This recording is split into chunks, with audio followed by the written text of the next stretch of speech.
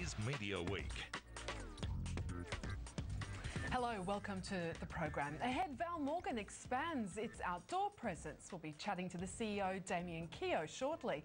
We'll also be looking at the free-to-air ratings race with just a week or so left, 7 and 9 claiming victory.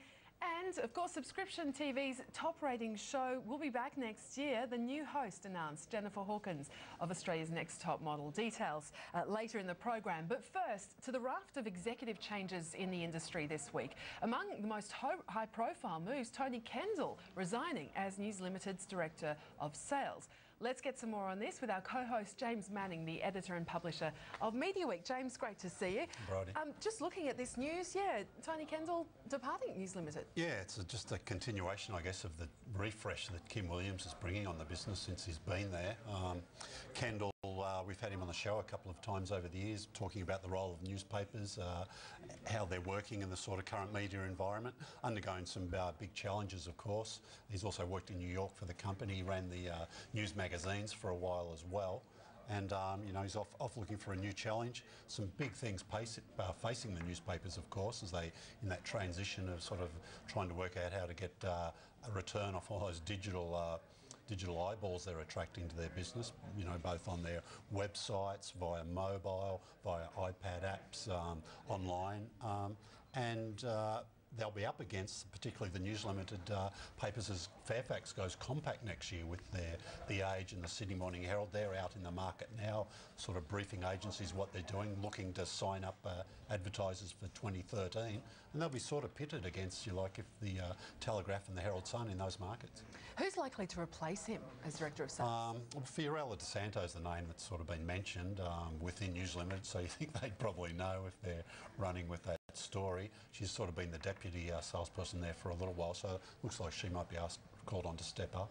Just sticking with News Limited, there was also the announcement this week of new media agencies, both for news, for Foxtel and also 20th Century Fox. Through about a total combined spend of $100 million there, and I think all the one agency previously looked after all of those. I think it was Zenith Optomedia, part of Publicis, and now they've been split up. Zenith gets to keep the 20th Century Fox, the film business. Mediacom's looking after Foxtel, and we know Mediacom from Nick Keenan's on the show regularly. And Universal McCann, UM as they're known as these days, is going to be looking after the News Limited, sort of the master account there. Okay, just looking at some of the other executive moves we've had, DMG Radio, that restructure in Sydney, and that means that Tim McDermott, there's no role for him now, he's leaving. Yeah, he's sort of stepping aside. I think he was involved in negotiations with the company saying, look, we're pretty management heavy in Sydney, do we really need another GM? And they ran the numbers and said, no, we don't. Of course, he started earlier this year, so he didn't last a full year with the company, moved across from Fairfax Radio at the end of last year. At the time he was concerned about the future of their business, because Fairfax was looking to sell off the radio business. And interestingly now, 4 FM stations in Sydney don't have general managers because ARN cut out that sort of layer of management a couple of years ago. Just staying with radio, Daryl Mitchell also leaving Southern Cross Austereo. He came across from Southern Cross when the sort of Southern Cross and Austereo merged. He looked after all the regional radio there. I think he was expanded at some stage, looked after their regional TV business as well, and he did a lot of work, I guess, integrating all the regional into that sort of overall Southern Cross Austereo sales operation, and a role the company sort of figures they don't really need anymore. And just some other moves, Peter Colosimo moving from ARN to DMG? Sydney sales, Sydney agency sales, who'll be taking over there. I think he'll start early next year.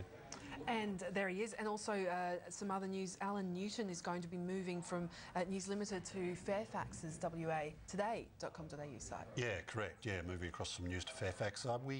We did the show from Perth probably nearly 18 months ago now. I think we did it out of the studios at News Sunday Times in Perth, and after that we got to go downstairs and meet Alan and had a chat with him, and he seemed a great guy, and he'd sort of built, I think, Perth now, been one of the crucial people involved there. And now he's left there earlier this year, and it was, I think, a significant loss for them, and Fairfax has realised the potential he could offer them. And just finally, another person we spoke to recently, Alex Parsons, is leaving MI on 9MSN. Sort of staying within the group a little bit. They're a part owner of Rate City, where he's going as chief executive. think he's been a director there for about 4 years. He's been the chairman. So a lot of the viewers to this channel are probably familiar with Rate City, place to go if you want to check rates on loans, credit cards, insurance, stuff like that. So he'll be looking after that business. All right, let's move from all the executive changes to all the M&A too in the industry now. Cinema advertiser Val Morgan this week continued to expand its presence in the outdoor market, acquiring the digital petrol station TV network Pump TV. And to tell us more, we're joined now by Val Morgan CEO Damien Keogh. Damien, great to see you. Thanks for coming on the program. Thanks, Friday. Great to be here. Just firstly, with this acquisition, Pump TV, what made it so attractive? Well, I think we all fill up our cars at the petrol station and we wonder what the hell to do with ourselves. So we figured there's 3 or 4 minutes of downtime there. Pump TV's been in Australia for a few years. We had a look at the US where gas TV and outcast TV have been expanding quite rapidly the last few years. It fits our core strategy of outdoor growth in Val Morgan, which is digital location-based screens. It has the advantage of having audio as well as the pictures. So we're quite bullish of the prospects. Pump TV is currently a footprint of about 820 screens in Australia.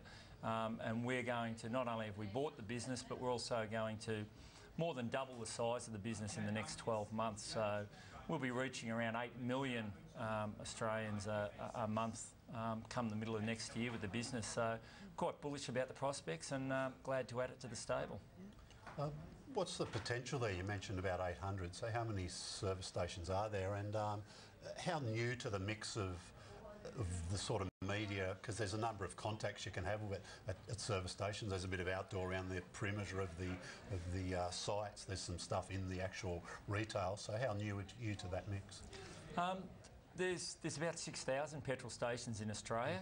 Okay. Obviously, we'll be focusing our rollout on the high traffic, mainly metro sites initially. We've got contracts in place with BP, Caltex and United Petroleum. We may expand that as we move forward, but plenty of potential there. In terms of the petro convenience market, it's got a little bit of stuff going on with static advertising, but really the whole concept of Pump TV is a content and advertising feed. And obviously there'll be a strong focus on transactional opportunities within the petro convenience space. I called you a cinema advertiser at the beginning, but that's not obviously all that you do. You've got shopping centre screens as well as the petrol station screens too. And I just wanted to ask you, I mean, we were speaking earlier about, you know, the difficulties newspapers are facing with the digital age, but obviously outdoor is one of those areas tipped to do quite well from it. I mean, what's your thoughts on this? Do you think there's a point in time where outdoor advertising becomes a bigger part of the Val Morgan business than cinema advertising? Well, you could argue cinema is location-based and potentially fits a little bit in that outdoor. And once again, our core strategy of expansion has been in digital screens. By early next year, we'll have 100% of our cinema screens digital. All our shopping centre screens, we've got 2,000 screens in 250 shopping centres nationally, and we are expanding that business. Pump TV likewise. So our strategy very clearly at the moment is digital location-based screens. We think location-based advertising is going to increase. We think digital's the way to go. It's quicker to market, less production costs, and certainly more engaging for consumers. And we think there's a very strong story actually across the cinema, the retail, the petro convenience and other digital screens in terms of making connection points with consumers who you know, are out and have their wallet in their pocket and can spend when they see advertising. Yeah, you mentioned those 3 offerings. Do you sort of run those businesses really hard separately, or is there a bit of work at doing cross-sales across all your offerings? Yeah, that's a good point, and obviously a lot of different businesses and media businesses in particular have different philosophies on, you know, do we silo them, do we sell them separately or together? Our philosophy is very clear cut there. We want them to stand individually on their own feet, but at the same time we want them to work together. So our sales teams are very close in terms of how we cover the market, how we work together, how we share briefs. We underpin it with a strategy department, brand fit strategy, which works across all those kind of things. So we try and get the best out of both worlds, and we'll continue to do that. Just wanted to ask you, I guess, how the cinema advertising business has been going this year. Yeah, we've had a great year in cinema. It's been, apart from the market being fairly flat, we'll be up 20% plus on the year, which is a fantastic result. I think that's been due really to the work of my sales team generally out in the market, I think we've lifted the profile of cinema advertising.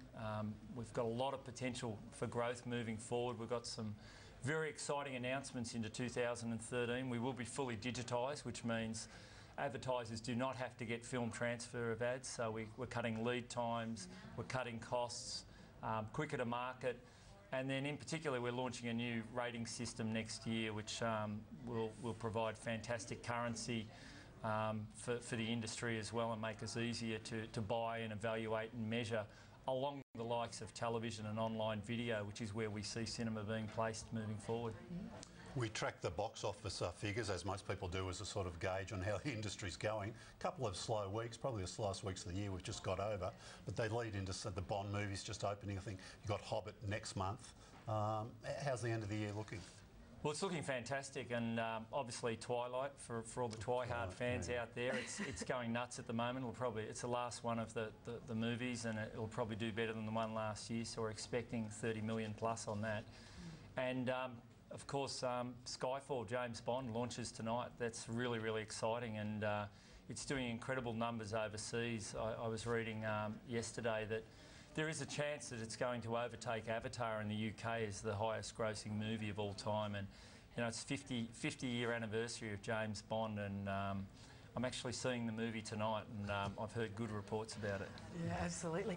I guess just wanted to ask you about the number of screens, as you were mentioning there, and just looking at that, I mean, are you seeing any declines in terms of that, or are they going to rise, hold steady? I think cinema's been very, very robust on a global basis. You know, there's a lot of talk with more screens, on demand, streaming of movies, all those kind of things. We're yet to see any evidence of that on a, you know, in other markets as well as our own market.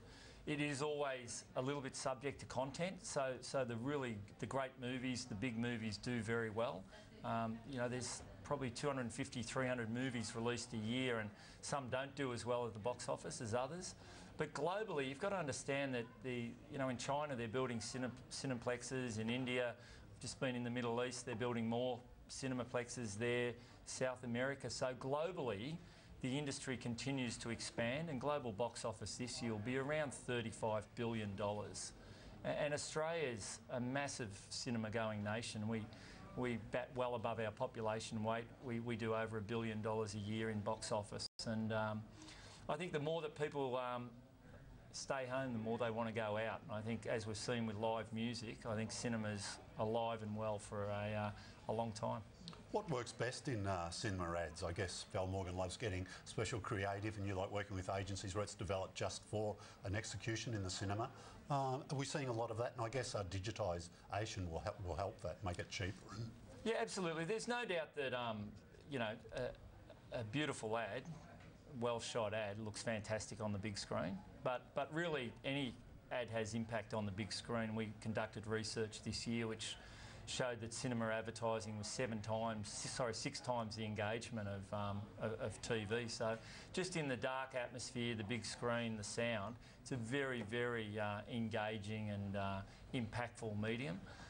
It is interesting because occasionally we get advertisers who say, oh no, our ad's not good enough to be in cinema, and we'll take them anyway. Looking forward to hearing about those announcements too for next year as well. Thank you so much for coming on the program, Damien. Pleasure. Thanks for having me. Damien Keogh there, Val Morgan CEO. We're going to take a very quick break here on Media Week, but coming up, the new host for Subscription TV's highest rating show returning next year revealed.